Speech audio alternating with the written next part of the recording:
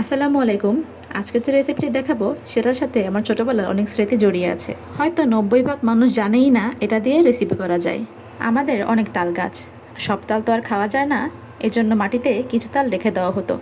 সেটা কিছুদিন পরেই এরকম ফোপড়া হতো, একদম নারিকেলের ফোপড়ার মতো। আমি কিছু তালের বিচি কেটে সেটা থেকে ফোপড়া আলাদা করে নিলাম। এবারে খুব ভালোভাবে পরিষ্কার করে শিকড়ের যে অংশটা আছে সেটা ফেলে দিব। যেহেতু ছোট বড় ফোপড়া, তাই আমি বড়টাকে কিছুটা কেটে নিব। যেহেতু মাটিতে থাকে তাই ময়লা তো একটু হবেই, এজন্য খুব ভালোভাবে ধুয়ে নিতে হবে।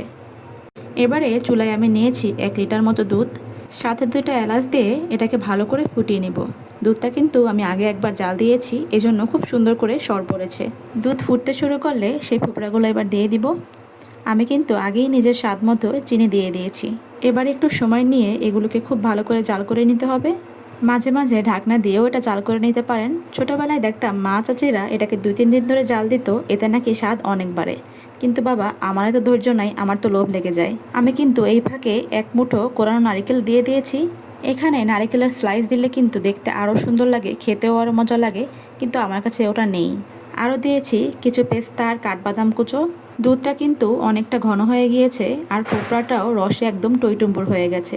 এবারে চুলা থেকে নামিয়ে সারা রাত ধরে ফ্রিজে রেখে সকালবেলা পরিবেশন করুন। যারা ট্রাই করেননি, আমি রিকোয়েস্ট করব একবার হলো ট্রাই করে দেখবেন। সবাইকে ধন্যবাদ।